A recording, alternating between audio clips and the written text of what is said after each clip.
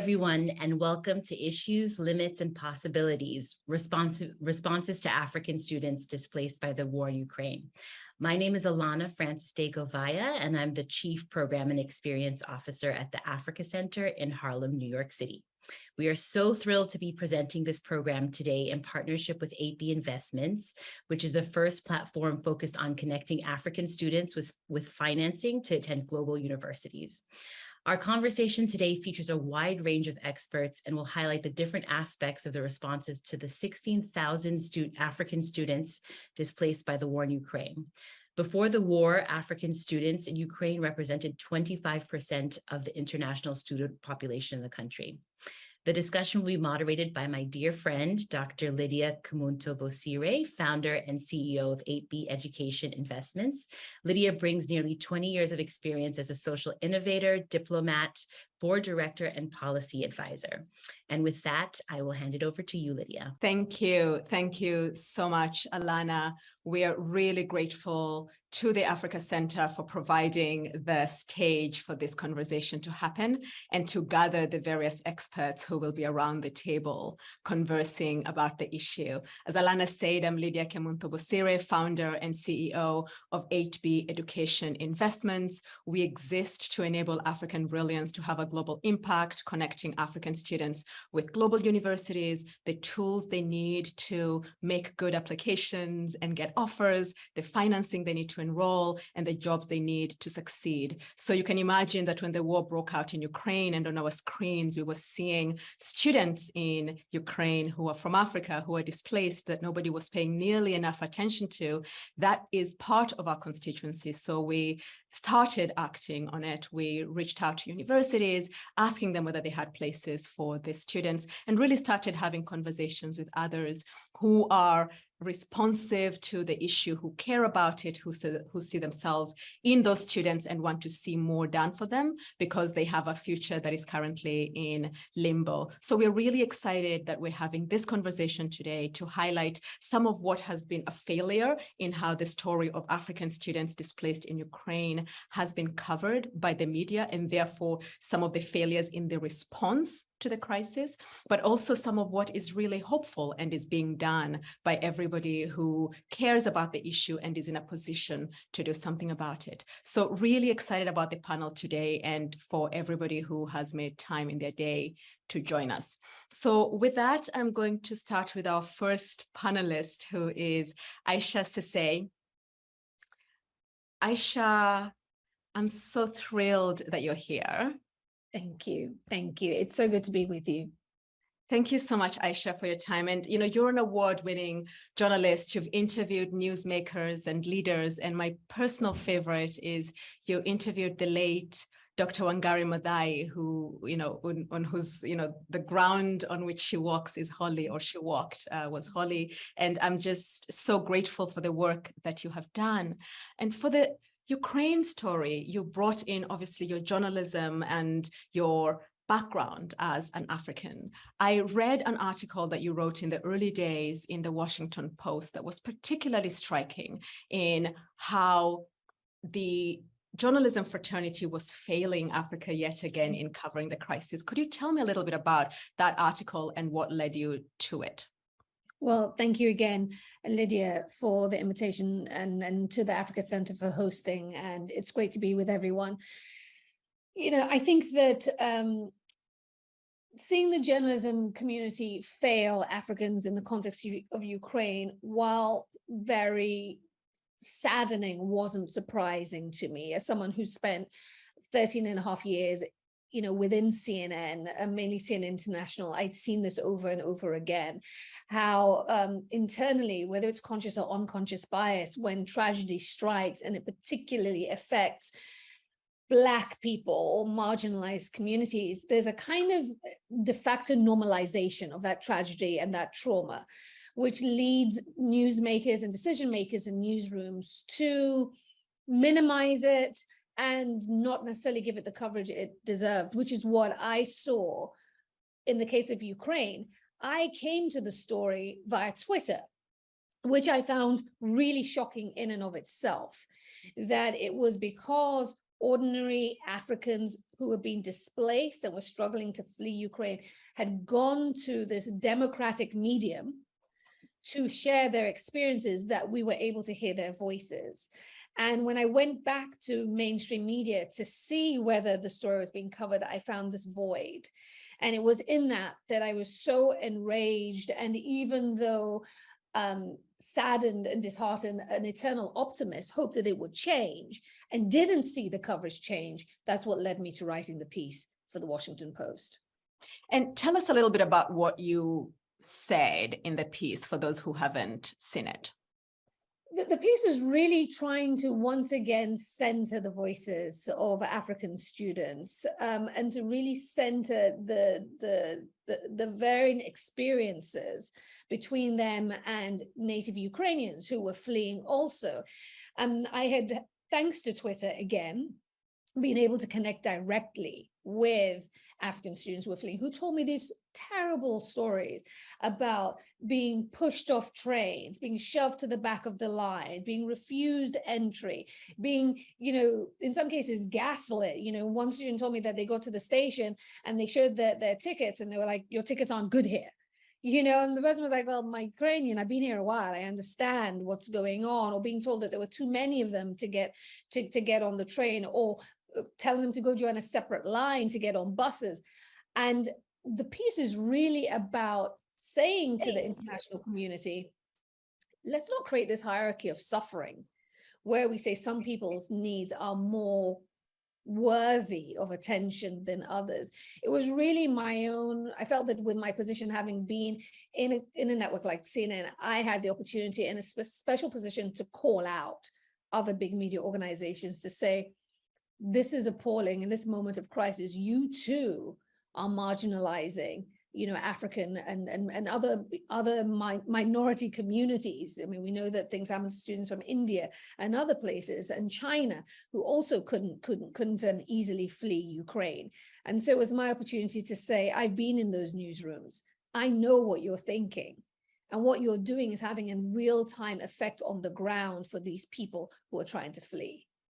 And I think thanks to work of journalists like you and the work of other activists like Masira that we're going to be speaking with, you saw a response from governments that were asking border guards who may have been having an instinctive reaction to the refugees or to the students that were fleeing, and their instinct was, we shouldn't be letting them across the borders. You saw with the changing media narrative, more openness, diplomats showing up at the border and holding border or asking that more openness, or at least the suffering be seen equally, to your point, not create a hierarchy.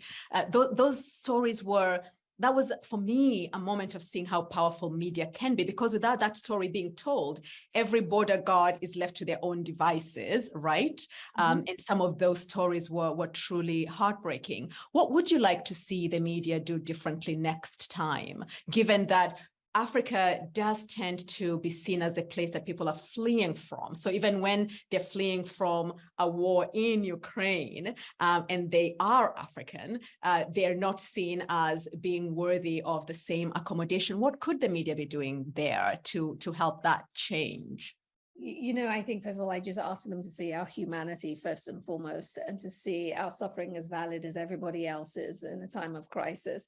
And I ask that all voices be amplified, because only in the amplification of all voices you get the full story.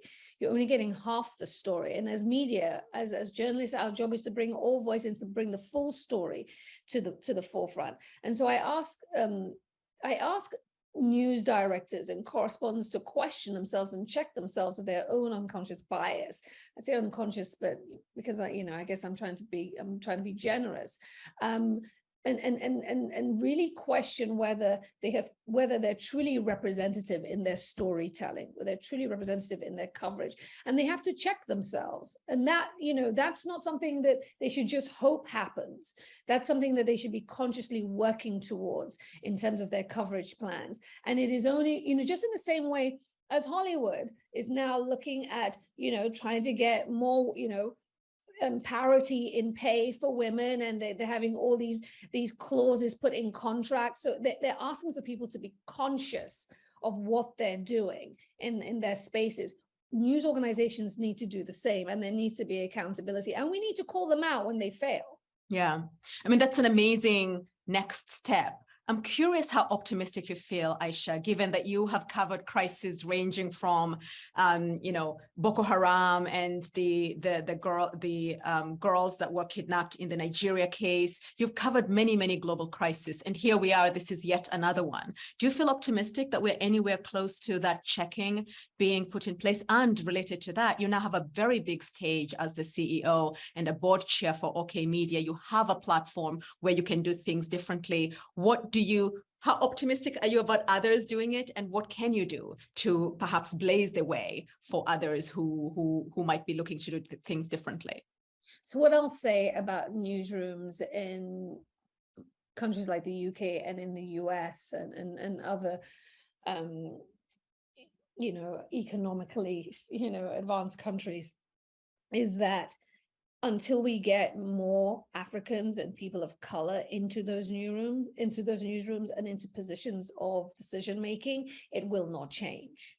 Until we are there at the table to advocate for our own coverage, until we are at the table to say that, whether I'm going back to Ebola in my own country of Sierra Leone, where I remember having to stand up and say, why is it okay to put on screen pictures of half-naked Africans dying in utter distress?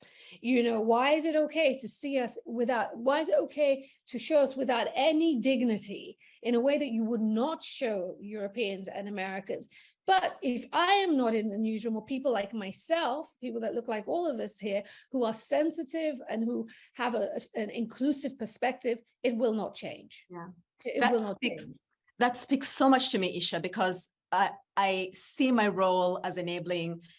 You went to Trinity College, Cambridge. Can we make sure that 10 Isha Sesses from Sierra Leone or similar experience who go to Trinity College, Cambridge? Because then they have pathways to the tables where decisions are being made. That's one of the reasons why we at 8B do what we do, because we recognize exactly what you say, what you've just said, which is unless you have us in the decision-making table around it, policies will emerge and rules of the game will be created that are really not inclusive. And some of it has simply to do with the not having the lived experience enough to feel what they could be feeling if in fact there were people around the room who have that. So I really applaud that as an action point. And I'll press you on your OK Media role. What do you see as a role that you could be playing going forward? Listen, I think that it is our role very much at OK Media through our two publications, OK Africa and OK Player, to amplify the stories of Black and Brown people, to amplify the stories of Africans specifically in the case of OK Africa. And one of the things that I'm very keen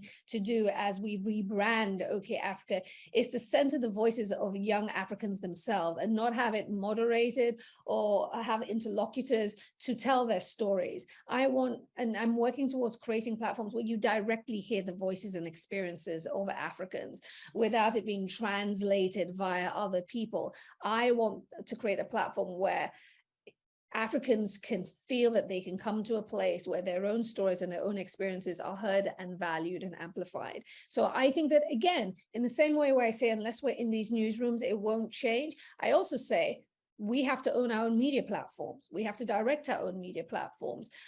Twitter is a small scale version of everyone having their own media platform. I think that media organizations like OK Media and others, from Blavity to other, to others on the Black Enterprise, to others on the continent, we need more. We need more media organizations created and led and committed to Black stories and African stories. And that's the only way we can truly control our own narrative. Thank you. Thank you so much, Isha. Thank you so much for the work that you do and the ambitions that you have for your current platform. And now I'm going to take that story to Masire Aribot, who is the CEO of Noir United. And as Isha talked about coming to the story via Twitter, how did you come about the story of African students displaced in Ukraine, Masire? Hi, thank you so much, Livia, for having me. And I'm so appreciative of the experiences that you've shared with us, Aisha. And essentially, we came to the story as well on Twitter and through different networks such as Telegram, different group chats. And what we did was we really tried to get into an understanding of what was happening to students on the ground and how we could respond. We are young people, we are in the United States, and we have networks, we have people that we know that we can help mobilize and help support members of our diaspora. And so we ended up, working with different organizations, working with different people to really respond to this crisis that was happening and address the racism and raise awareness about the racism that was occurring to African students. So you were able to get over the outrage everybody who was looking at that media, the media clips was feeling, and really turn to action. Could you tell us a little bit about what you did, Masire, and the work of Noir United? Yeah, so just a little background context.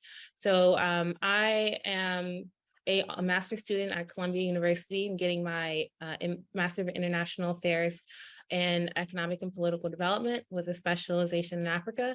And I'm also the daughter of immigrants from Conakry, Guinea.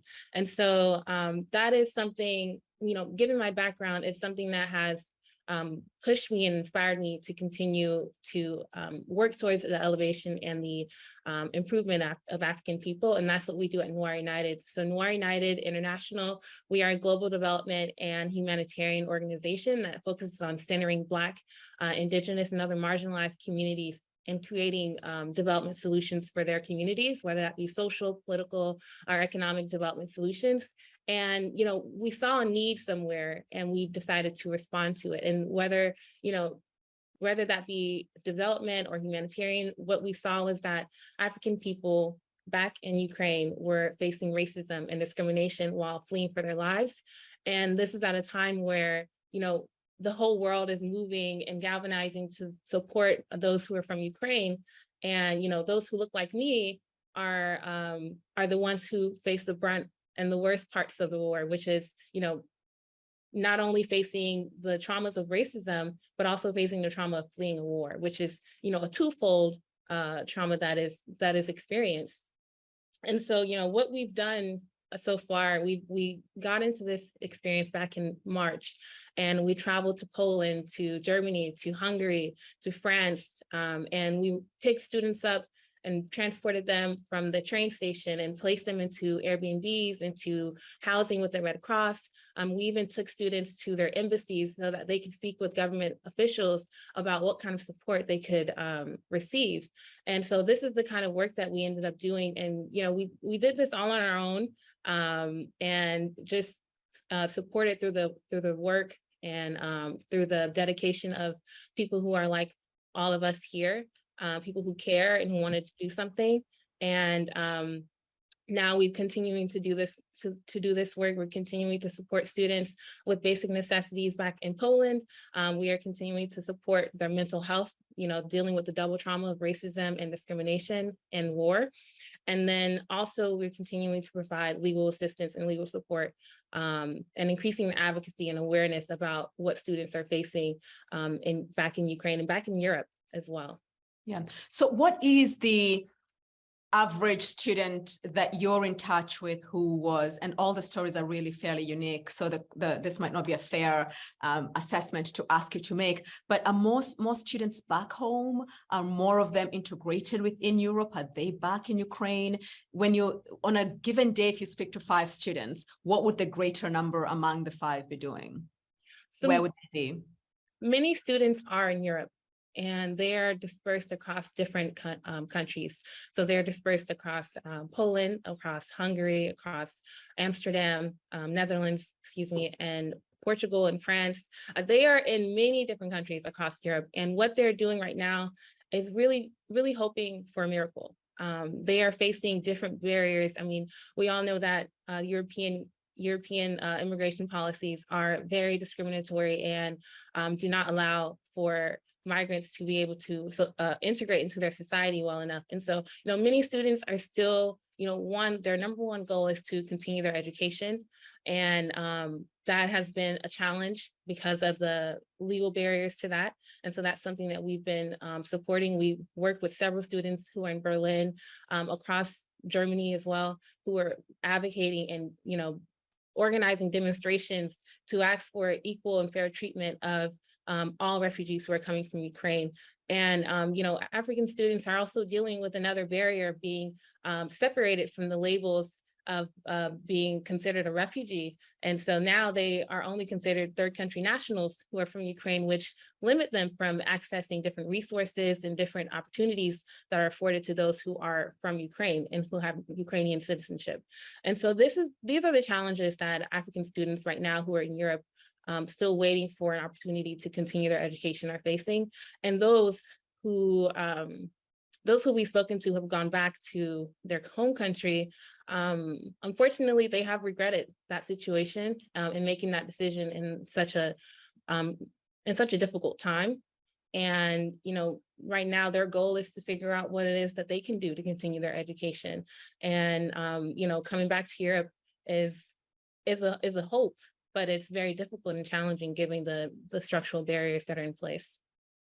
Yeah, it's really challenging, Masiri, right? Because many students were sent to Europe to open the way for families and communities, and now they become refugees as a result of how immigration policies is differentially applied. And I was speaking recently to a Ghanaian student who was in medical school in Ukraine. She went back home and she cannot get into the medical school in Ghana because she is out of season, and there is a process, which means she's not in school in Ghana. She cannot go back to Ukraine, and even more frustrating, she cannot get her transcripts from her university in Ukraine without an agent, and then she's paid the agent, and the agent hasn't had those transcripts coming forth. So she cannot apply for third country universities, cannot go to university in Ghana, and cannot go back to Ukraine. So it feels like an impossible situation,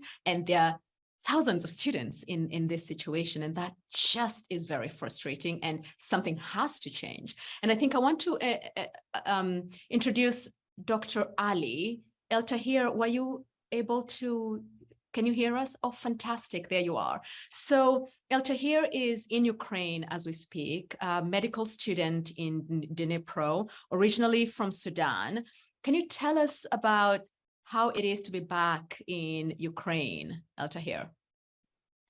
Everyone, and thank you for inviting me for this event. Actually, it was quite terrible the last 6 months since I left Ukraine, like 10 days before the war. And finally, I decided to come back to Ukraine to collect my certificate from the university, because as you said, like the situation of the Ghanaian student, I tried to contact the university to get my certificates, my original certificates, and also the transcript of the last 2 semesters. But there was no response from the university. And also they asked me like to go through the agents, and they asked money, and it's a big amount of money. So finally I decided to come back myself to try to get my certificates and then to leave. And I was lucky because I have an Italian residence permit, and that's allowed me to enter the country. And now it's here, like in this city, the situation, like it's quite safe as compared to other parts of Ukraine, like since I came here. And like the life is look like normal as before the war. And before I came, like I talked to the hostel owner here, why I left all my stuff before. And I asked him, like, is it safe to come back? Because I want to be back there for a few days to get my things and go back. And he told me, yeah, you can come. Then I took the bus from Amsterdam to Ukraine. Like it took me 48 hours to reach here. I used a bus from Amsterdam to the border in Poland, and from Poland to Dnipro. Yeah. And so now you have physically got your transcripts, which can allow you to apply elsewhere. Can you tell me a little bit about your experience in the early days of the conflict? Because you had left for a little bit from Ukraine to go back to Italy, and then the war broke out, and you spent some time in Luxembourg, some time in Amsterdam.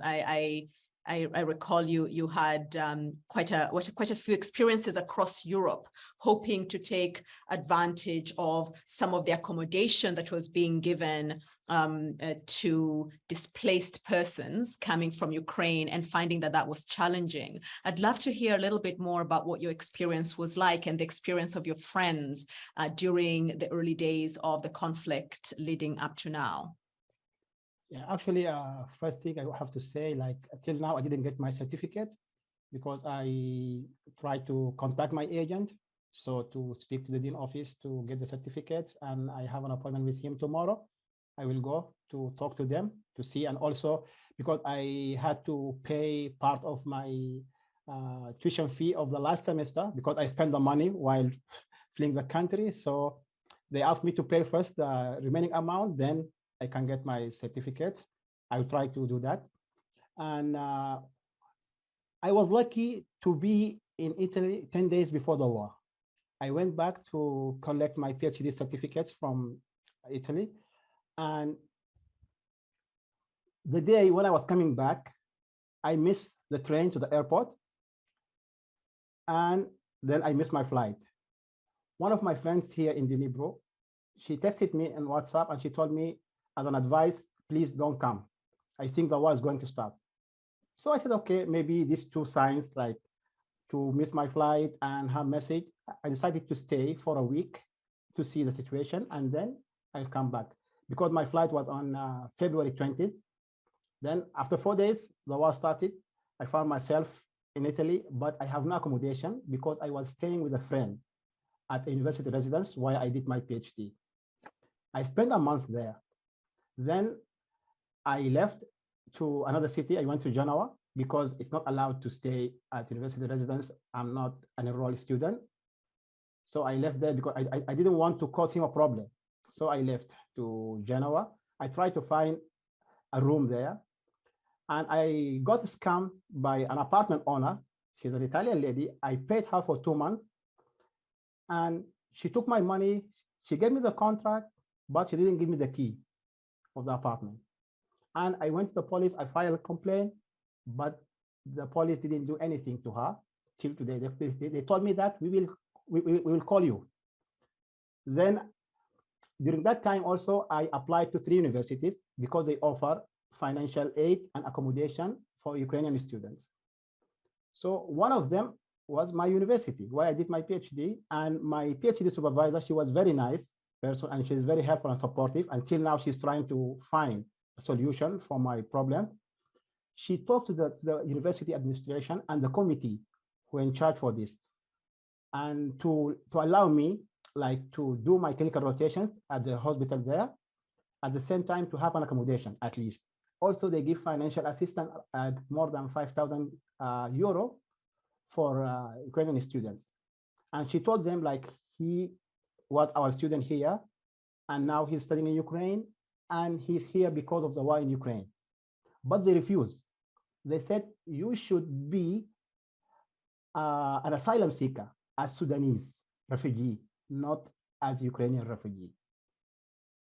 So I applied to other 2 universities in 2 different cities. Even they didn't respond to my emails.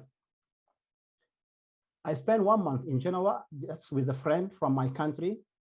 And then I decided to go to Luxembourg, because when I check online, like I tried to find a place. I checked Germany, Netherlands, and then in Luxembourg, I found that at the University of Luxembourg, they provide fellowship for researchers from Ukraine. And also they provide like a status of guest student for the student from Ukraine. So I contacted the university because I have a PhD. So I said, okay, it would be good to join them as a researcher. And I sent them an email, but they told me, unfortunately, we can't accept you as a researcher because your status in Ukraine as a medical student and not a PhD student or a postdoc student in Ukraine. Then they said, we can accept you only as a guest student. I said, okay. I applied, I filled the application, and I sent the documents, and they accepted me as a guest student. They gave me the ID card, but they told me as a guest student, you have access only to language classes, like French or German.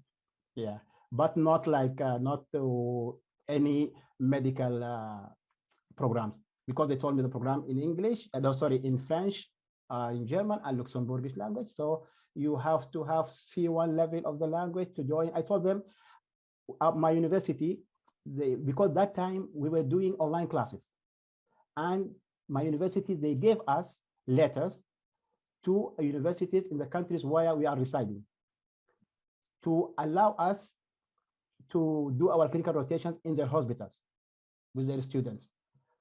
Unfortunately, no one accepts us to do that. I sent the emails and these letters to several universities in different places, but there was no response. And in Luxembourg, I spent almost 2 months there. And thanks to one organization there led by an African lady, her name is Madeleine Yogi. It's called One People. Actually, she worked hard to help us to get the temporary protection, because there we are African, we are around less than 100 students. And I think they accepted less than 10 students. And for my case, even what they did, like in the beginning, before I came, they told me that the other students, when they came there, they separated them from the Ukrainian at the residence. And when they complained about that, then they brought them together in the same place. So when I went there, in the beginning, yeah, they welcomed me at the reception center, and they told me, okay, fill this form. I filled the form. That's for the application. For Ukrainian, it took maximum a week. They called them for interview. At the same day, they received the temporary protection. For us, it took, for other students, some students, they took like 2 months. For me, it was around 46 days. I was waiting just to go for the interview. Even they called me after I sent them a second email, and I told one of the staff of the Red Cross, I complained. I told him, okay, if they don't want to call me for the interview, I will leave the country, but I cannot wait like this. And finally, they called me. Once I went there, they said to me, you don't have the right to be here. I told them why. They said, you should go to your country. I said, okay, I have a problem in my country. Like in Sudan, I can't go to Sudan because I have a problem.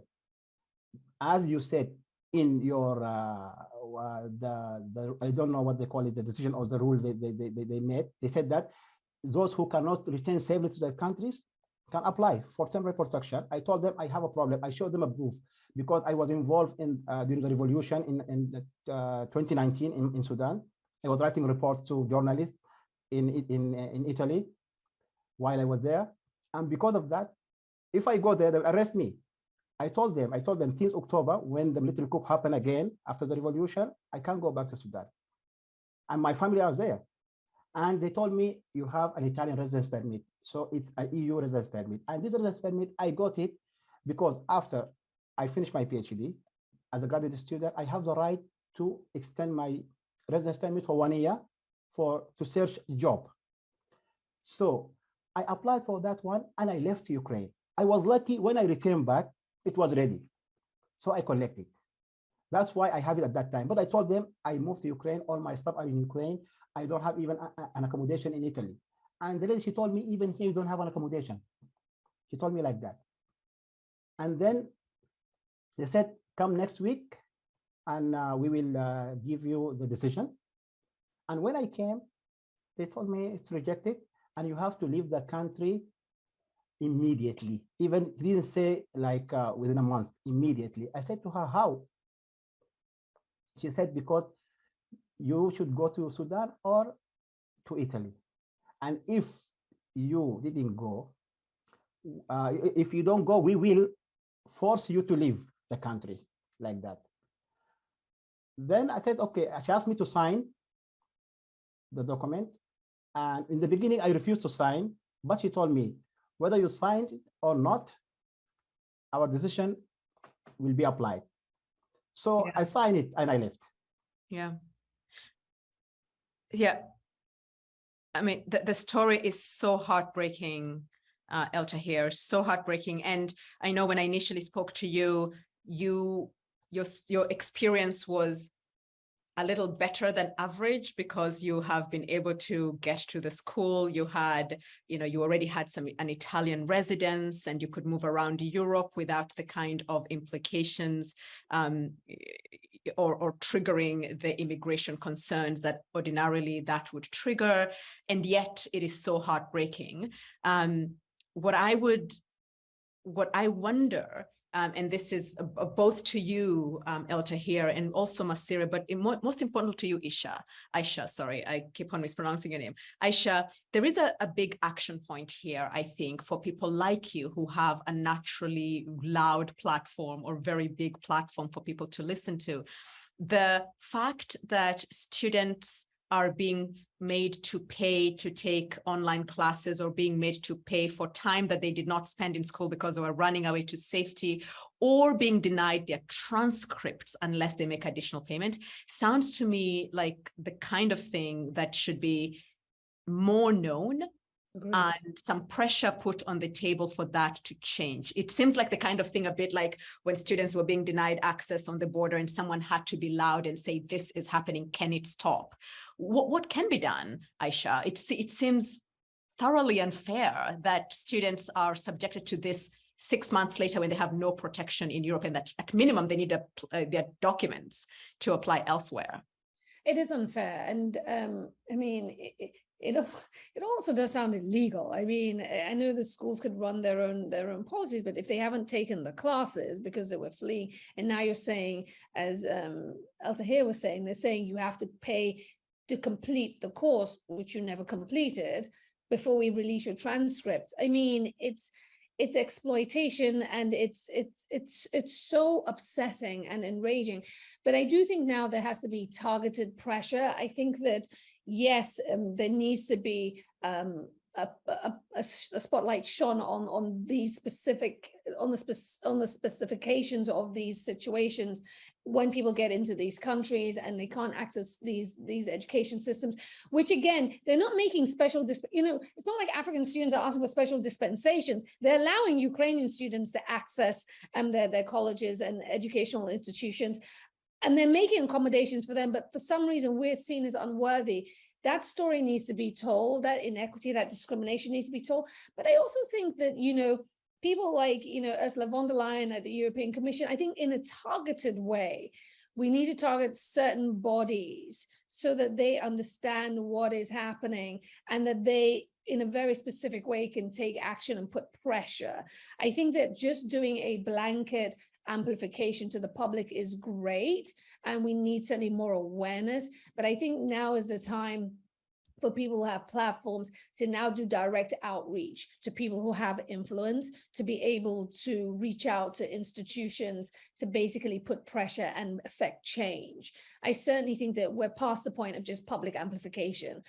We need specific change in these institutions, and we need it now. We need it now. And I'm really tired. I went to Poland with Global Citizen to moderate a panel with Ursula von der Leyen from the EU Commission, with President Duda from Poland, with Justin Trudeau from Canada. I sat at that table and I moderated this panel where tens of millions of dollars were pledged to support Ukrainians, right? These are all decision makers. These are all people who are actively sitting in the room to make decisions to ensure that Ukrainians are accommodated in neighboring countries. We need to put pressure. These people need to be aware in a direct, in terms of a direct outreach to people like that, to say, this is what's happening to African students.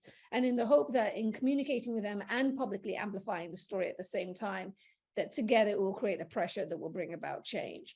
Yeah. I mean, that is really what I think we need to do. We need to speak to specific people. We need to put pressure on specific avenues to make these policies change in these institutions. Yeah, I think what you're saying is so important, Aisha, because I think that, first of all, the story has retreated from the headlines. As far as people are concerned, the students are back home or somewhere in a wonderful campus, continuing their education. Meanwhile, when you speak to students from Ghana, Nigeria, Sudan, you're hearing story after story of A, I am not in school. B, I can't transfer because I cannot get my transcripts. And C, I can't just get my transcripts because of the logistics of getting there, is that the school is holding on to them. Yeah. Even that piece only of the fact that schools are not releasing the transcripts is outrageous. Like, that is absolutely outrageous. It's, if you assume that there's nothing to be done for the students in the EU, at minimum, they need their documents to go elsewhere outside the EU. Like, that minimum is required. So any action points that can enable some of this nuances to be put in the spotlight again, so that it's not, here are African students who have this hard to define challenge in getting back to class, but it's very specific points to, as you're saying, Aisha, where, what can the EU Commission be doing? What can who else can be helping us put that pressure so that the schools can actually, at minimum, do that right thing of enabling students to have their transcripts? And I'm mindful of the fact that the time is going away from us. And so, Eltahia, we will come back to you again as we're wrapping up. But I wanted to expand this, and especially in the spirit of what you said, Aisha, that, we need to have targeted outreach and make sure that those who can do things are doing them. I wanted to start with you, Rajika. I'm just so thrilled that you're here with us, and to ask you, your research, you've worked with a lot of organizations that are looking at expanding internationalization of US universities. You are a lead at the President's Alliance for Education and Migration. You've worked for the Institute for International Education. Given your connection at that policy level and thinking about the US as one, as an example of the kinds of places where changes make a difference for students displaced in places like Ukraine, what do you think should be happening in order to address a crisis like the displaced Africans in Ukraine? Rajika. Thanks so much for having me, Lydia, and thanks to the Africa Center as well. And it's just, it's been such a sobering conversation thus far, and especially listening to Dr. Ali about your experiences.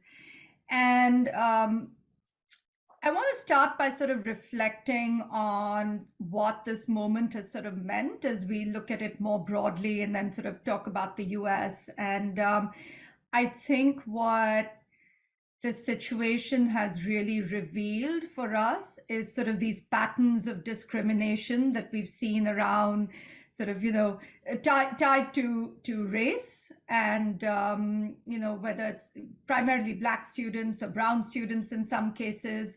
And when I saw this playing out, what I immediately thought of was that, of course, the Ukraine situation has been extreme and a true crisis, but that this situation is not entirely new, because we've actually seen somewhat similar situation play out in India as well, where India has actually traditionally attracted generations of African students who study in its universities as international students.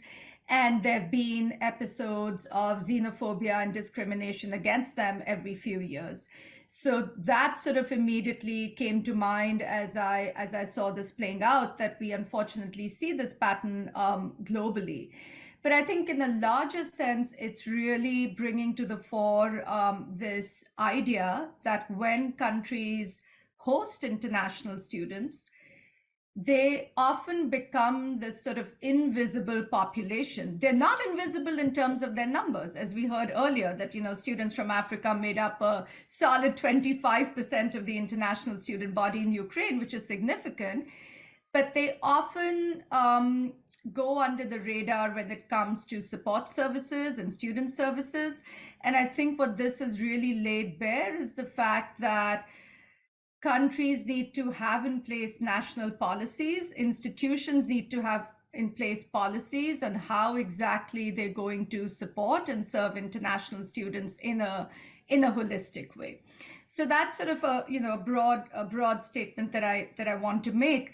But I think at the policy level, it's also revealing some sort of in a larger sense, when we look at the US, I think it's really revealing what are some barriers to entry for international students. And I think that as we heard the comments from Dr. Ali and others, we saw all of those challenges and barriers being mentioned, right from, issues with entry around visas to, employment and so on. So if we sort of look at the situation with the US, there are some barriers that international students continue to face, again, sort of at the entry point, when it comes to visa application timelines, when it comes to whether students from certain countries and regions are being issued visas at the same rates as students from other countries. And are we truly attracting the full diversity of international students from around the world that we potentially could be?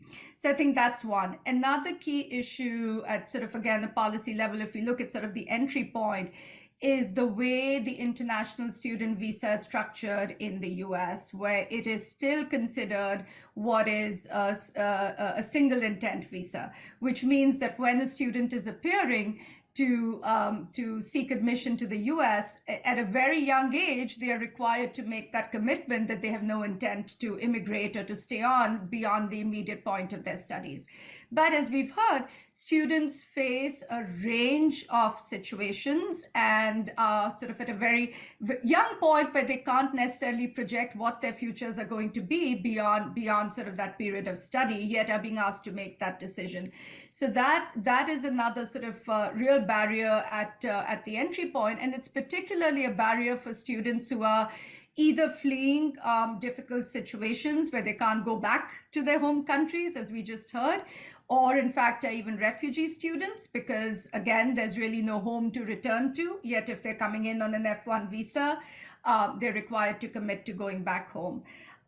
Once they are in the US, the real policy challenges are around, again, that path from education to wanting to really stay on and leverage their education. And we're seeing this globally, that countries, other destination countries have figured this out. If we look at Canada, we look at Australia and other countries, it is understood that higher education is a pathway for global talent. It is a pathway to building knowledge societies and economies. But in the case of the US, that pathway is very broken. So we really need better policies that can support students in, once they finish their studies, to really seeing that path from their education to careers, whether those careers are in the US or beyond, because ultimately it's really about building a global talent pool. So I'll stop there. No, thank you so much, because that sets the stage for what it is that both can happen for students, or what is possible for students who are displaced in Ukraine. Can you not come in, and what is the environment like? But also suggests that there is a lot more that needs to be done that is beyond the current crisis, even if the current crisis is such an opportunity, especially given the US's response to the conflict in Ukraine, an opportunity for the US to leverage soft power of its institutions that are so coveted everywhere, to open more doors to students regardless of nationality, therefore including, the Black and Brown students who have been displaced in Ukraine. But there's a lot that's stuck and broken, as you say, Rajika, in the system, so that the opportunity to get all this brain power that is, looking for a place to be located, that opportunity gets missed. I wanted to ask whether you had any specific thoughts about, or examples of what you've seen universities in the US do, particularly around the Ukraine crisis, that might be interesting or worth sharing with a group. I know you work with a variety of organizations that are connected with education and migration. Have you seen any good examples of the US being accommodating to displaced students, perhaps not Ukraine specific, but more generally, that could serve as an interesting example? Yeah, I mean, certainly the organization that I serve as a senior advisor with, the President's Alliance on Higher Education and Immigration, has been doing a great deal around this, not just in support of Ukrainian students, but all displaced students, including refugee students, and just last year ran a large campaign called the Response Campaign to explore pathways to higher education for refugee students, to see if universities could have private sponsorship of displaced students to be able to provide more seats for such students. So I think that there is indeed a lot being done. There's just been a new scholarship program that was announced just a short while ago, which is being implemented by the Institute of International Education, but funded by a group of philanthropists that will offer scholarships for Ukrainian students in the US to help them be agents for democracy. So I think there are a number of efforts underway at various campuses as well, led by various organizations as well. So I think there is a lot being done, but I think what today's conversation really reveals is, as has already been pointed out, that there is a lot being done for Ukrainian students, both within Ukraine and those who are international students outside Ukraine. But what we are missing by focusing on that big picture is sort of other student groups, and looking at sort of the thousands of African students who were in Ukraine and who've been impacted. So I think we need much more focused efforts around that. And sort of one other point I just wanted to make, Lydia, as I was reflecting on this, was that I think all of these situations, and this is not new, but I think for a couple of years now, with everything that's been playing out, at least in the US, there's been a growing awareness of really viewing international students not as a homogenous body who are just international students, but the fact that they bring with them certain, they belong to a certain race and a certain culture and a context, and acknowledging how that intersects with who they are, how that group is perceived in the US, and what are those dynamics surrounding race and sort of really the intersectionality of it. And we've really seen that come to the fore just in the past couple of years as the social justice movement and the Black Lives Matter movement in the US has gained momentum. And certainly international students, as part of that, have also been very much a part of that conversation. Yeah, that is really, really important. And it segues very neatly with our next two speakers, who I wanted to draw attention to the work that Adedayo is doing. He is the chair of a medical university in Aruba, and also to bring in Emily from Miles College, who are exactly as you say, Rajika, the places where African students displaced in Ukraine, for whom there have been many policy failures in Europe and inadequate response in the US, places where they could be at home, if you will. I wanted to start with you, Adedayo. What was your response to the differentiated treatment of Ukrainian and African students at the beginning of the war? And I wanted to ask you the same question, Emily. And then what do you see as your role running institutions that are very diverse and Africa friendly? In your case, Adedayo, it's a medical school in the Caribbean. And for you, Emily, it is a historically Black college and university in the United States. Starting with you, Adedayo, your initial response? Sure. Thank you, Dr. Lydia. Just a small correction. We're at our campus. We're actually in Antigua, not Aruba. I apologize. Yeah, Antigua. No, but when we first came across the news and everything, I mean, the initial treatment of the students of different cultures, particularly African students and black and brown students, I mean, it was infuriating, quite frankly, to say the least, because especially initially, I guess perhaps due to the media, we didn't really get a really good look of what was going on until you really make a deep dive. And we learned a lot through social media, much probably like the rest of the world.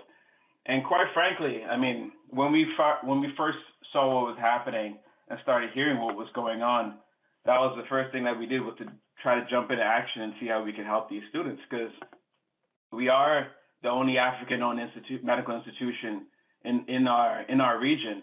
And so, you know, it is our duty to try to help our people any way we can possible. And our institution, our motto has always been medical school to the world. So we have students from all over the world who come to us. And so, you know, especially hearing how African students were being treated, we just knew we had to jump into action. We initially started the process of trying to reach out by reaching out to different African governments. And of course, some governments might be slow, and there might be some political aspects there. And so we didn't get too much movement there. So once we were introduced to AB and its initiatives, and seeing that what AB is doing is right in line with what we were trying to do, this was also just a perfect partnership to see how we can help these students who are essentially lost in limbo. So. Yeah, no, thank you so much for that. And I think one of the questions I have seen in the Q&A is how the world is supposed to respond when governments aren't as responsive to this crisis of African students. Because for many countries, let's face it, a student who is studying abroad is already a privileged student. So they really aren't priority number 1 to 37 of a government that has so many other things to worry about, except that this is part of its global footprint. And so we end up caught in this really difficult situation where the government partnerships aren't as forthcoming as they could be because of our prioritization difference. And to you, Emily, I know that you were involved in helping and thinking through the absorption of the students that were displaced in the Katrina situation in New Orleans. And as a result of that, the idea that displaced students can be absorbed by colleges is something that you have worked on. So when you saw this crisis happening in Ukraine, and especially the difference in treatment for African students, what did that make? What reaction did that elicit in you? What role do you see for Miles College, given your experience with the New Orleans displacement? What role do you see for yourself in addressing the crisis for African students displaced in Ukraine? Sorry, Emily, you're on mute. Thank you for having me, Dr. Lynch, and also thank you to the center for inviting me here. But the first thing that I did think about was in reference to what could we do to help our students. You know, HBCUs, I'm a part of HBCU schools. Miles is an HBCU school, small institution, liberal arts institution. And our first focus was what could we do to help these students? We know that education is first. We know that when being displaced is a true issue, you know, when students being because they're in a hostile situation at this point. And we want to know what can we do really and truly to untangle this hostileness and the environment that they're in, and to be able to make students feel comfortable in trying to continue their education. And in speaking with the president, the first thing we thought about doing is how can we get these students here, give them a place to be here and to be comfortable in order to continue their education. So in speaking, you know, with certain situations that happened in the past with Katrina and how students throughout the state of Louisiana was displaced. And what we had to do is to move together as a team throughout the country and welcome students. And many of the institutions that was welcoming the students were in fact HBCU schools. You know, the founding of HBCU schools came from educating students regardless to the color of your skin. And so that was where our focus was. Yes, we are limited in resources, but we will do our best to be able to help students. And so that's where we are now at this point, trying to figure out ways maybe to invest in students so that they can further their educations at, you know, the institution here at Miles especially. And also, we also talked about throughout other institutions here in the state of Alabama and what we can do to help our students.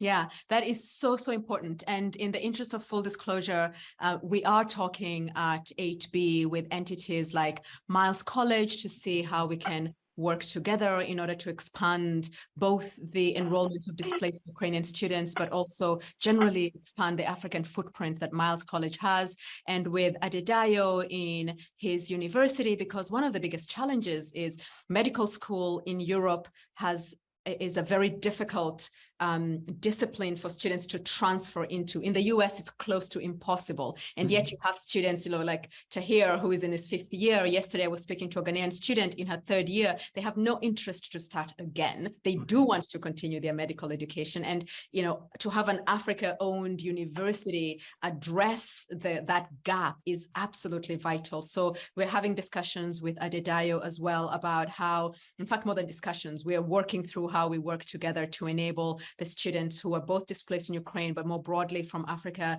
who are looking to have that global, to take their brilliance globally, use Adedayo School as a stepping stone. And also, Rajika, I know that we are looking to work together on thought leadership on what are the policy environments, what is the policy environment we need in order for the US in particular to be more friendly to African students that are coming in. And we're really, really excited about some of this work. Now, I will turn over to the team at the Africa Center to let us know if there are any questions from the audience that they would like the panelists to answer. Let's see. There's a question here directed. Aisha, can you see the the chat? I can. I'm looking, but there are a couple of comments. So is there one specifically? Yeah. So there is one here around, how do we uplift the message to encourage Africans owning their media platform and giving Western media leaders and negative attacks? Given that Western media. How to uplift the message and encourage Africans owning the media, giving the Western leaders negative attacks on the media and African leaders. Yes, well, yes. I mean, listen. I think that on the continent itself, when I look at there's a vibrant media, there's a robust media in various parts of the continent, but I also think that the independence of the media is also, still being challenged in certain parts of the continent, and is, as he says, is under attack by certain leaders there in Africa. So I do think it's time for a new generation of media leaders. I do think that digital is a way that creates new platforms and new fora for young people to be able to take charge of telling stories that matter to young people who, let's face it, looking at the demographic makeup of the continent, it's a young continent. We are the numbers. Although I'm not really young. I just realized I just called myself we. But the point is, I definitely agree with you that it is difficult when it comes to encouraging Africans to use the existing media platforms that exist in Africa. I have some reservations about them because I do think in some cases they are being used as personal platforms for individuals to further their own gains.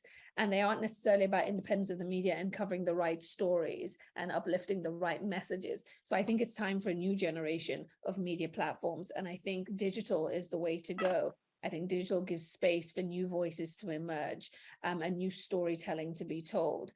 But it's a difficult time for media everywhere. I mean, we know that. But I think that there's also an opportunity here for young people to take hold of their storytelling. Yeah, that's so important. And there's a couple of questions about the credentials piece, and I'll direct those to Adedayo and Emily. Part of the challenge why it is so complicated for the African students who do not have their credentials and the universities are not releasing their credentials is that the universities that would be accepting them are pretending that this is normal when this is not. And as we saw in Katrina, Emily, nobody pretended it was normal. You knew that, transcripts had been swept away. And so in some cases, students were given a test to ascertain where they were, and that was the basis upon which they were enrolled. Adedayo, I know in your case, because it's medical school and there is so much specificity about, what residency possibilities might be there, hands might be tied in a variety of ways. But can you talk about the kind of flexibility and agency that you have as universities in being accommodating to these challenges that students are facing, and they're not able to show you what they have done for no fault of their own. What flexibility are you able to work out on your end? I'll start with you, Emily, and then Adedayo. And basically, what it would be in reference to doing testing to see where they are, to see if they would test out in certain courses that they said they had taken, in reference to where they would be and what classification they would be placed in. So, for example, if it's something in the English environment where they say they have taken their English courses and things of that nature, we would test out to see what course would be. They would be a freshman level, sophomore level, junior, senior level. So there will be various types of testing for those students, not necessarily looking for a transcript per se. At Miles, we have what we call an open door policy. So those are the things and opportunities we have for students, is to really test out a certain amount of their courses. Yeah, that's really helpful. And there is one university we've been working with that does exactly that.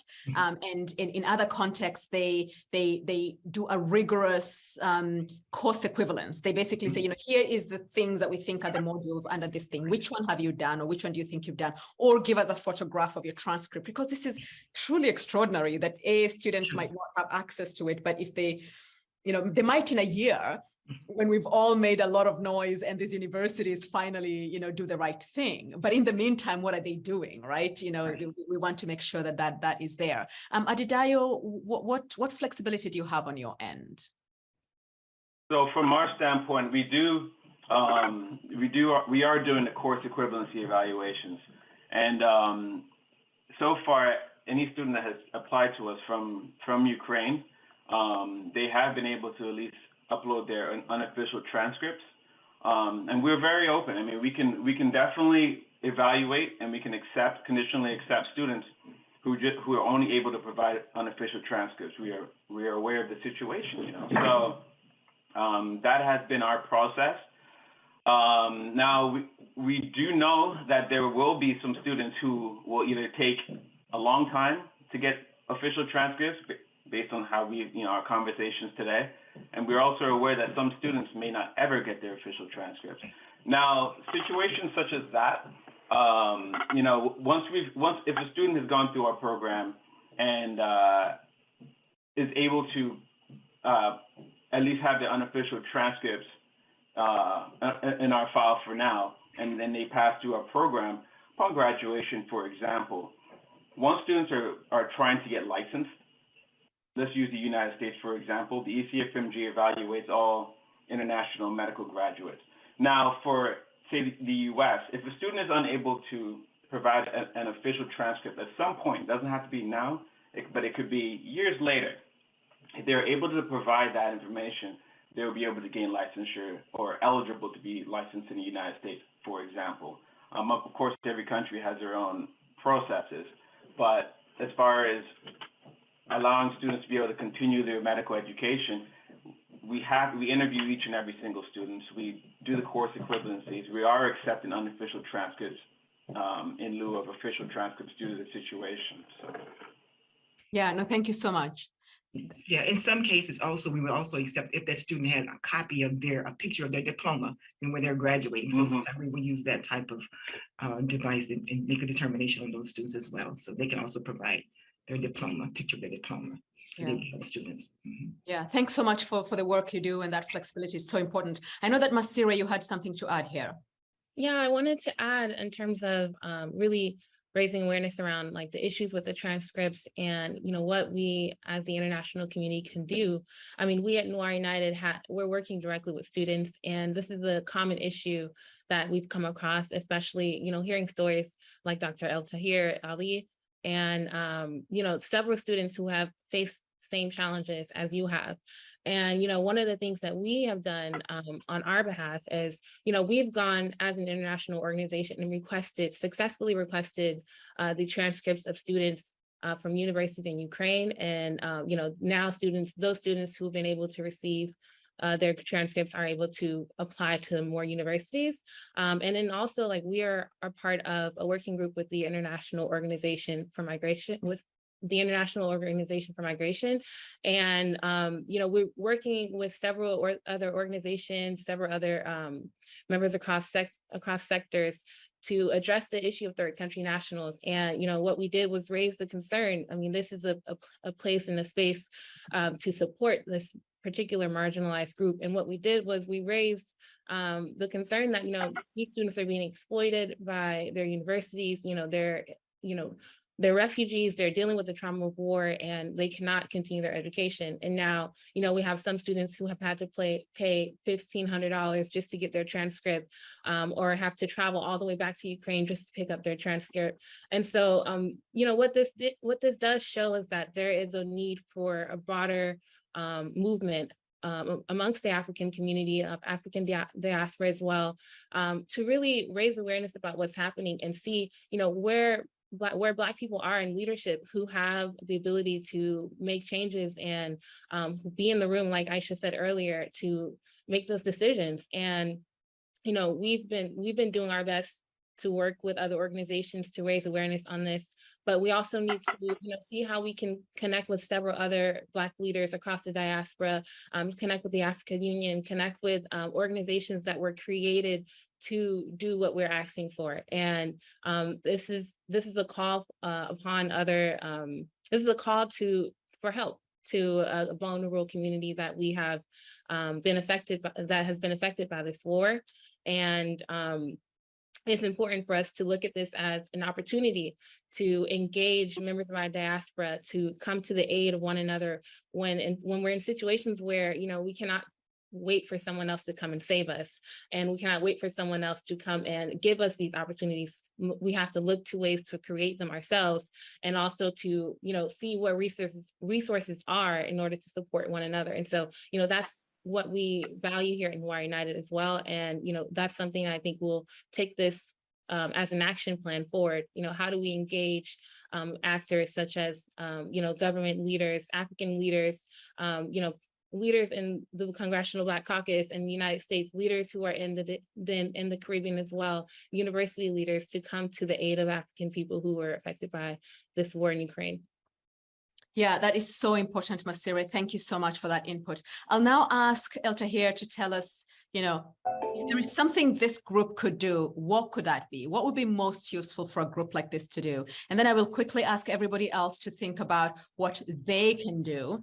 And, not because it's going to be done in the next 5 weeks or 12 months, but because we can all pledge to use the platforms that we have, both to talk and act out, enable a new Pan-Africanism, but also actually to be the bridge between these issues that we know so well and the places where power lies. Because someone like Aisha, you sit in such powerful forums every single day, and being able to articulate some of these issues whenever it's relevant will provide so much power to the creating some solutions. Rajika, you're in policy conversations every day. Adedayo and Emily, you're the solutions, really. You're the places where students want to end up. So really wanting to hear what we think we can do over the next perhaps 12 months, or whatever time frame makes sense for us to be able to do this. So I'm gonna do that in 1 second after I ask El-Tahir,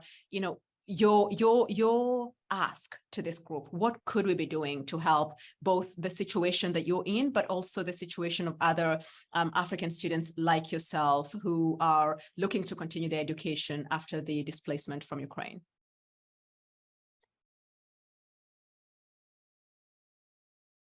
I would like to thank you, Lydia and Dr. Adedayo, for taking the initiative to accept the African medical student at your institution, and also for the financial assistance, because these are big issues for the student now, especially for medical students.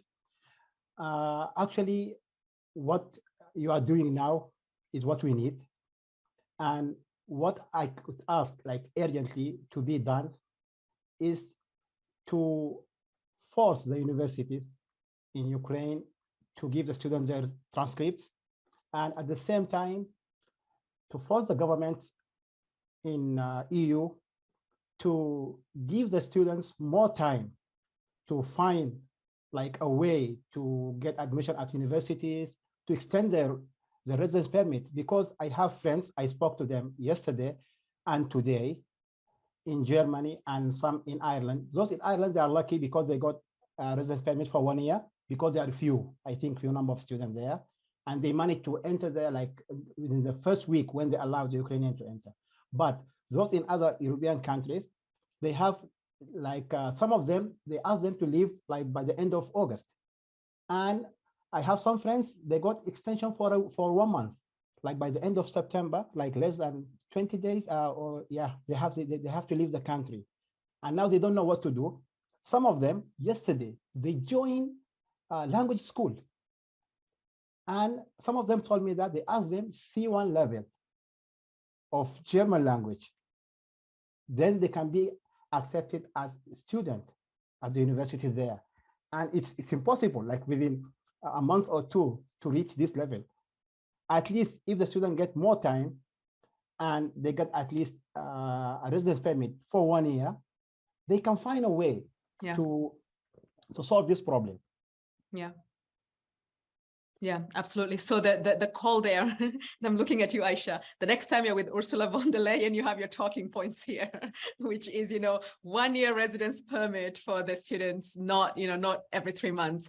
Thank you so much, Elta here. So grateful for those points, and really mindful that we have only 6 minutes left. And so wanting to start with you, Adedayo, then Rajika, Emily, Masira, and then I'll finish with you, Aisha, on what you think you could do to advance this cause going forward, and then we will turn back to Alana to close. Rajika. Sure. So I think that what needs to be done to advance the cause is sort of what the President's Alliance is also focusing on, looking at the specific policy barriers, which are often around immigration. But we are also conducting research on sort of what are the specific kinks or barriers in, again, that pathway from entry to graduation for all international students, but with a particular view to diversifying the international student population, which of course would include African students. The one broader point that I want to very quickly make is sort of beyond what can we do is that there is a huge global imperative for this. Because again, if we look at this demographically, the world's future talent is coming from Africa. And yet these are the students who are facing the most barriers. And if countries don't realize that, to be quite honest, it's to their own detriment as they think about how they're going to build their talent pools and knowledge pipelines. So that's sort of a broader point that I did want to make. Thank you. Thank you so much, Rajika. Adedayo, a quick 1 minute, what you'll do. So, I mean, of course, what we started with was the scholarships, for example, and obviously the course evaluations, in addition to the unofficial transcripts, receiving unofficial documents.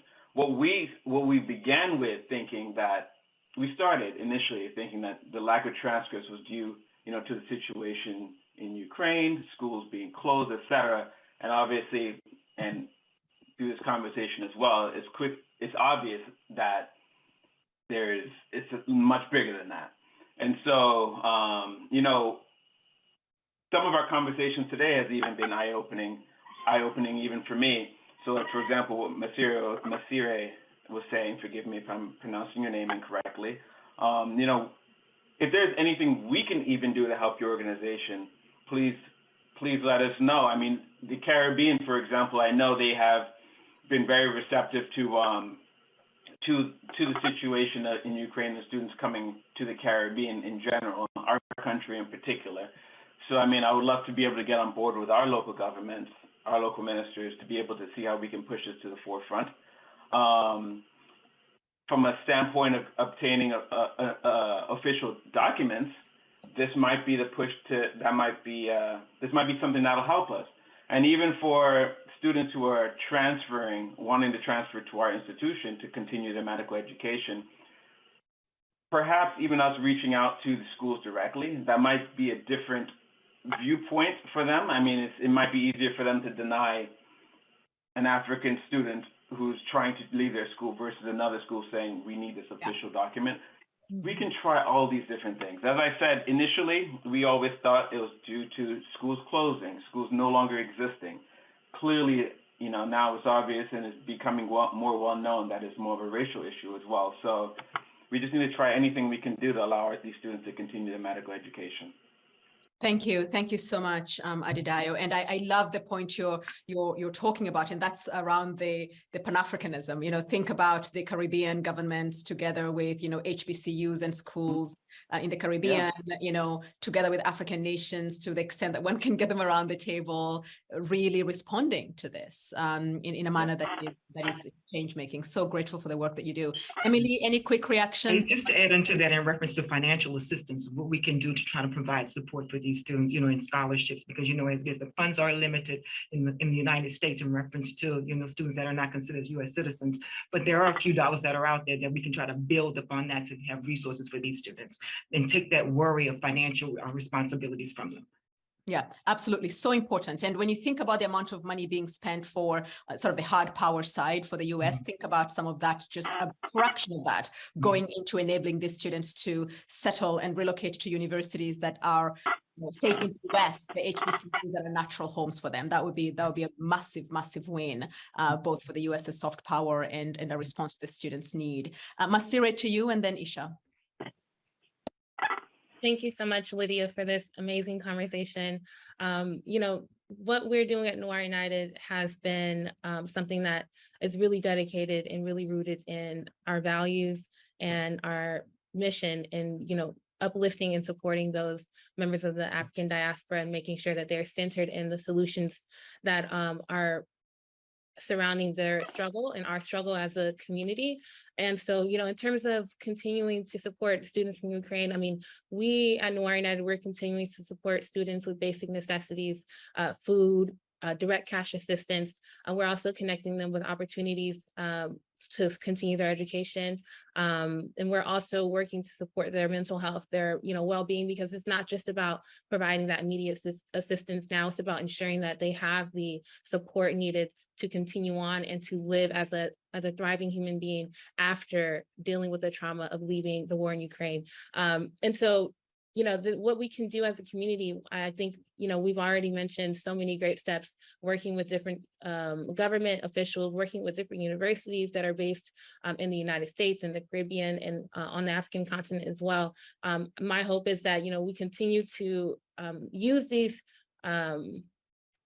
this opportunity as a way to continue to support one another and increase awareness about the tragedies that happen to us because of the skin color of our bodies. And so, you know, as we continue to move forward and think about the ways in which we can raise awareness about students who are facing racism and discrimination, I just urge everyone to think about, you know, what this means for us, what this means for our institutions, what this means for our society as a whole. I mean, addressing the legacies of colonialism, addressing the legacies of imperialism, of racism, of slavery, and what that does to the Black community as a whole. I think that is the ultimate end goal here, you know, because once we center these issues at the conversation, we'll be able to really dig deep and figure out what are the root causes of why African people have to leave their own home countries to achieve to get an education,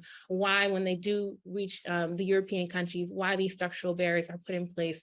And, you know, this war has only raised awareness and only shown us very clearly that, you know, Black people will always be treated as second-class citizens and second-class refugees, even in the time of war. And so this could happen to any one of us. If a war were to break out in the United States, my family and my friends would be in the same situation as the African students from Ukraine. And so we have to remember that our struggles are interconnected, and, you know, fighting one battle in another place only uplifts all of us as a whole. And that is what I want to leave with you all today. Thank you so much, Masire. That's a motto that we share. We think of our work as being about global Africa, because the way the African American experience, the Afro-Caribbean experience, the Afro-Colombian experience, the way that is shaped has to do with the place that Africa occupies in the global imagination. So all these things are absolutely connected, and the more tools we bring together to enable that interconnection to also be furthering and lifting of all boats and advancing the global African story, I think the better. And really grateful for the work that you do. And finally to you, Isha, and then to you, Alana. Again, thank you to everyone, and thank you for this invitation to be part of such a powerful conversation. I'm going to keep it super brief as I'm mindful of the time.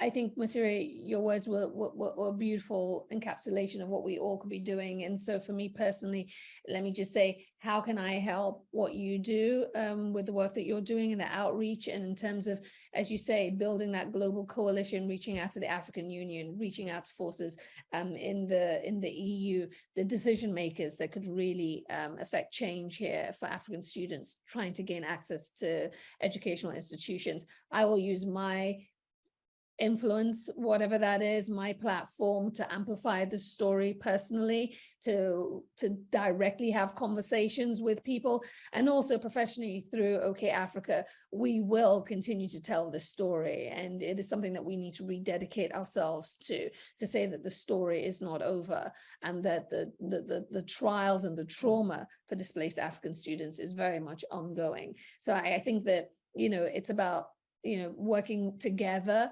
using my own personal network and doing what we can to really make sure that the story and the plight of Africans is seen. It's not just seen, but also that change happens. Yeah. I'll leave it there. Thank you. Thank you so much, Isha. And what everybody has said is so important, because while this is just one instance of trauma within the broader African narrative, like with anything else, too many numbers make people numb. But when they see one example of a particular kind of suffering that resonates, it then opens up this window for a broader conversation. And I think that's what the displaced students in Ukraine are. They're a window into a broader conversation that needs to be had. Why are we here? Why is this happening? Why does Africa exist in the global imagination as it does? What are the ideas in our heads collectively that lead to this being the reality, when students were minding their business, getting medical degrees, and now they are, in camps while their classmates are over there, within a classroom in Luxembourg or elsewhere. So really grateful for everybody's time. And, I hope that we can all continue perhaps with Alana and the Africa Center's engagement from, periodically checking in, even if only on social media, to draw attention to how this story is developing, and then obviously leaning into the work of people like Isha and others, Aisha and others, to continue drawing attention to this. Alana, over to you. Yes, well, thank you so much to all of our panelists. This was an amazing conversation and so enriching. I feel so privileged to have had all of you on our panel today, and for all of you to have shared your personal stories and also your work experience addressing these really, really important issues. Thank you so much, Lydia, to 8B Education Investments, for partnering with us on this program. And this program is exactly what we're trying to do at the Africa Center, which is to really highlight the contributions of people of African descent. And this program did that so beautifully in a variety of ways. So thank you so much to everyone who joined. Please make sure to follow 8B Education Investments, to follow all the speakers and the organizations, businesses and institutions that were a part of this conversation, because they're doing such important work that is vital to the upliftment of global Africans, as Lydia said. And so we really look to you to support and engage with us. We'll make sure to send you information that was shared during the chat, as well as contact information from the panelists who would like to share that with you. But you can also just follow them on social media and connect with them on LinkedIn as well. So thank you so much again to all of our panelists. This was incredible. We really appreciate your time. We know you're all very busy doing vital work, so thank you for lending your time. And thank you so much again to Lydia for your excellent moderation and questions, and for helping us to bring this panel together. We're incredibly grateful to 8B Education Investments. So thank you so much. Home isn't just where we're from. It's the sounds that move us, the stories that shape us.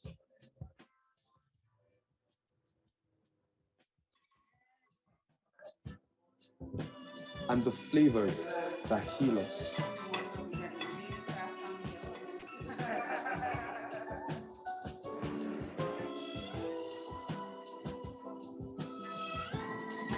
It's the communities that connect us.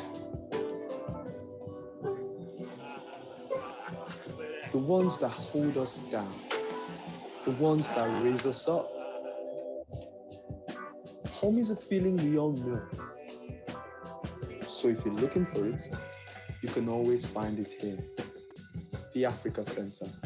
Home is here.